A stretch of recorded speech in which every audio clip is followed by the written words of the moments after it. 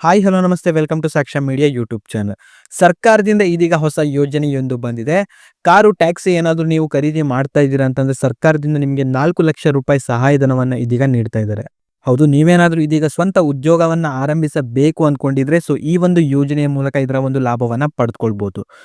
ಏನು ಅಂತ ಈ ಒಂದು ವಿಡಿಯೋದಲ್ಲಿ ಕಂಪ್ಲೀಟ್ ಆಗಿರುವಂತಹ ಒಂದು ಕ್ಲಾರಿಟಿ ಕೊಡ್ತೀನಿ. ವಿಡಿಯೋವನ್ನ ನೀವು ಎಲ್ಲಿ ಕೂಡ ಸ್ಕಿಪ್ ಮಾಡದಂತೆ ಪೂರ್ತಿಯಾಗಿ ನೋಡ್ರಿ. ಚಾನಲ್ನ ಇನ್ನೂ ಕೂಡ ಸಬ್ಸ್ಕ್ರೈಬ್ ಮಾಡ್ಕೊಳ್ಳಿಲ್ಲ ಅಂತಂದ್ರೆ ಇವಾಗಲೇ ಸಬ್ಸ್ಕ್ರೈಬ್ ಮಾಡ್ಕೊಳ್ಳಿ. ಜೊತೆಗೆ ಈ ಒಂದು ವಿಡಿಯೋನ ನೀವು ಲೈಕ್ ಮಾಡ್ರಿ, ಯಾಕಂತಂದ್ರೆ ನಿಮ್ಮಿಂದ ಒಂದು ಲೈಕ್ ಅನ್ನ ಎಕ್ಸ್ಪೆಕ್ಟ್ ಮಾಡ್ತಾ ಇರೋದು. ಬನ್ನಿ ವಿಡಿಯೋನ ಶುರು ಮಾಡುವ. ಹೌದು, ಇವಾಗ ಕರ್ನಾಟಕ ಸರ್ಕಾರ ಬಂದ್ಬಿಟ್ಟು ನಿರುದ್ಯೋಗಿ ಯುವಕರಿಗೆ ಇದೀಗ ಸ್ವಂತ ಉದ್ಯೋಗವನ್ನ ಆರಂಭಿಸುವ ಸಲುವಾಗಿ ಸ್ವಾವಲಂಬಿ ಸಾರಥಿ ಯೋಜನೆಯೊಂದನ್ನು ತಂದಿದ್ದಾರೆ. ಇನ್ನು ಈ ಒಂದು ಯೋಜನೆಯ ಮೂಲಕ ಟ್ಯಾಕ್ಸಿ ಅಥವಾ ಸರಕು ವಾಹನಗಳನ್ನ ನೀವೇನಾದ್ರೂ ಖರೀದಿ ಮಾಡ್ತಾ ಇದ್ದೀರಾ ಅಂತಂದ್ರೆ ಸರ್ಕಾರದಿಂದ ಇಲ್ಲಿ ನಿಮಗೆ ಸಹಾಯಧನವನ್ನ ನೀಡಲಾಗುತ್ತೆ. ಹೌದು, ಕರ್ನಾಟಕದಲ್ಲಿ ನಿರುದ್ಯೋಗದ ಸಂಖ್ಯೆ ಹೆಚ್ಚಿರುವಂತಹ ಒಂದು ಕಾರಣದಿಂದಾಗಿ ಈ ಒಂದು ಸಮಸ್ಯೆಯನ್ನ ಪರಿಹರಿಸಲು ಇದೀಗ ಅನೇಕ ಯೋಜನೆಗಳನ್ನ ಸರ್ಕಾರ ತರ್ತಾ ಇದೆ. ಅದರಲ್ಲಿ ಇವಾಗ ಮೇನ್ಲಿ ಬಂದ್ಬಿಟ್ಟು ಸ್ವಾವಲಂಬಿ ಸಾರಥಿ ಯೋಜನೆ ಅಂತ. ಅಂಡ್ ಈ ಒಂದು ಯೋಜನೆಯಲ್ಲಿ ಇದೀಗ ಟ್ಯಾಕ್ಸಿ ಅಥವಾ ಸರಕು ವಾಹನಗಳ ಖರೀದಿಗೆ ಆರ್ಥಿಕ ಸಹಾಯಧನವನ್ನ ಇದೀಗ ಸರ್ಕಾರ ನೀಡ್ತಾ ಇದೆ. ಅಂಡ್ ಈ ಒಂದು ಯೋಜನೆಯ ಮೂಲಕ ನಿಮಗೆ 4 ಲಕ್ಷ ರೂಪಾಯಿ ಸಹಾಯಧನವನ್ನ ಇದೀಗ ಸರ್ಕಾರ ನೀಡ್ತಾ ಇದೆ. ಅಂಡ್ ಇದರ ಒಂದು ಲಾಭವನ್ನ ಪಡೆದುಕೊಳ್ಬೇಕು ಅಂತಂದ್ರೆ ಮೊದಲೇದಾಗಿ ಈ ಒಂದು ಯೋಜನೆಗೆ ನೀವು ಇಲ್ಲಿ ಅರ್ಜಿಯನ್ನ ಸಲ್ಲಿಸಬೇಕು. ಅಂಡ್ ಈ ಒಂದು ಯೋಜನೆಗೆ ನಾವು ಯಾವ ರೀತಿ ಅರ್ಜಿಯನ್ನು ಸಲ್ಲಿಸೋದು ಅಂಡ್ ಅರ್ಜಿಯನ್ನು ಸಲ್ಲಿಸಲಿಕ್ಕೆ ಬೇಕಾಗಿರುವಂತಹ ಒಂದು ದಾಖಲೆಗಳು ಎಲ್ಲಾನು ಕೂಡ ಈ ಒಂದು ವಿಡಿಯೋದಲ್ಲಿ ಕಂಪ್ಲೀಟ್ ಆಗಿರುವಂತಹ ಒಂದು ಮಾಹಿತಿ ಇದೀಗ ನೋಡುವ. ಇನ್ನು ಈ ಒಂದು ಯೋಜನೆಗೆ ನಾವು ಯಾರೆಲ್ಲ ಅರ್ಜಿಗಳನ್ನು ಸಲ್ಲಿಸಬಹುದು ಎಂಬುದನ್ನ ಇದೀಗ ನೋಡ್ತಾ ಹೋದ್ರೆ, ನೀವು ಗ್ರಾಮೀಣ ಪ್ರದೇಶದಲ್ಲಿ ಇದ್ದರೆ ನಿಮ್ಮ ಒಂದು ಆದಾಯ ಬಂದ್ಬಿಟ್ಟು 1.5 ಲಕ್ಷಕ್ಕಿಂತ ಕಡಿಮೆ ಇದ್ರೆ ಮಾತ್ರ ಈ ಒಂದು ಯೋಜನೆಗಳಿಗೆ ಇಲ್ಲಿ ನೀವು ಅರ್ಜಿಯನ್ನು ಸಲ್ಲಿಸಬಹುದು. ಇನ್ನು ನೀವೇನಾದ್ರೂ ನಗರ ಭಾಗದಲ್ಲಿ ಇದ್ರೆ ಅಂತಂದ್ರೆ ನಿಮ್ಮ ಒಂದು ಆದಾಯ ಬಂದ್ಬಿಟ್ಟು 2 ಲಕ್ಷಕ್ಕಿಂತ ಮೀರಿ ಇರಬಾರ್ದು.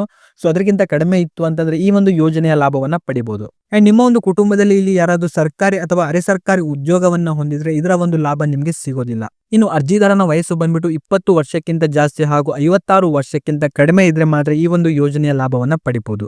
ಅಂಡ್ ಈ ಒಂದು ಯೋಜನೆಗೆ ಅರ್ಜಿಯನ್ನು ಸಲ್ಲಿಸಲಿಕ್ಕೆ ಬೇಕಾಗಿರುವಂತಹ ಒಂದೊಂದು ದಾಖಲೆಗಳು ಏನೇನು ಎಂಬುದನ್ನು ಇದೀಗ ನೋಡ್ತಾ ಹೋದ್ರೆ, ನಿಮ್ಮ ಒಂದು ಆಧಾರ್ ಕಾರ್ಡ್, ವಯಸ್ಸು ಮತ್ತು ನಿವಾಸ ಪ್ರಮಾಣ ಪತ್ರ, ಜಾತಿ ಮತ್ತು ಆದಾಯ ಪ್ರಮಾಣ ಪತ್ರ, ನಿಮ್ಮ ಒಂದು ಬ್ಯಾಂಕ್ ಖಾತೆ ವಿವರ, ಪಾಸ್ಪೋರ್ಟ್ ಗಾತ್ರದ ಒಂದು ಫೋಟೋ, ನಿಮ್ಮ ವಾಹನದ ಒಂದು ಕೊಟೇಶನ್ ಕೂಡ ಬೇಕು ಅಂಡ್ ಅದರ ಜೊತೆಗೆ ನಿಮ್ಮ ಒಂದು DL ಕೂಡ ಬೇಕು. ಈ ಎಲ್ಲ ದಾಖಲೆಗಳು ಇತ್ತು ಅಂತಂದ್ರೆ ತುಂಬಾನೇ ಸಿಂಪಲ್ ಆಗಿ ಈ ಒಂದು ಯೋಜನೆಗಳಿಗೆ ನಾವಿಲ್ಲಿ ಅರ್ಜಿಯನ್ನು ಸಲ್ಲಿಸಬಹುದು. ಅಂಡ್ ಇನ್ನು ಅರ್ಜಿಯನ್ನ ಯಾವ ರೀತಿ ಸಲ್ಲಿಸಬಹುದು ಎಂಬುದನ್ನ ಇದೀಗ ನೋಡ್ತಾ ಹೋದ್ರೆ, ನೀವು ಆನ್ಲೈನ್ ಹಾಗೂ ಆಫ್ಲೈನ್ ಎರಡೂ ಕಡೆಯಲ್ಲೂ ಕೂಡ ನೀವು ಇಲ್ಲಿ ಅರ್ಜಿಯನ್ನು ಸಲ್ಲಿಸಬಹುದು. ಆನ್ಲೈನ್ ನಲ್ಲಿ ನೀವೇನಾದ್ರೂ ಅರ್ಜಿಯನ್ನು ಸಲ್ಲಿಸ್ತಾ ಇದ್ದೀರಾ ಅಂತಂದ್ರೆ ಸೇವಾ ಸಿಂಧು ಪೋರ್ಟಲ್ಗೆ ಹೋಗ್ಬಿಟ್ಟು ನೀವು ಇಲ್ಲಿ ಅರ್ಜಿಯನ್ನು ಸಲ್ಲಿಸಬಹುದು. ಅಂಡ್ ಇನ್ನು ನೀವು ಆಫ್ಲೈನ್ ಗಳಲ್ಲಿ ನೀವೇನಾದ್ರೂ ಅರ್ಜಿಯನ್ನು ಸಲ್ಲಿಸಬೇಕಿತ್ತು ಅಂತಂದ್ರೆ ನಿಮ್ಮ ಒಂದು ಹತ್ತಿರದ ಗ್ರಾಮ್ 1, ಕರ್ನಾಟಕ 1, ಬೆಂಗಳೂರು 1 ಸಮಾಜ ಕಲ್ಯಾಣ ಕಚೇರಿಗೆ ಹೋಗ್ಬಿಟ್ಟು ನೀವು ಇಲ್ಲಿ ಅರ್ಜಿಯನ್ನು ಸಲ್ಲಿಸಬಹುದು.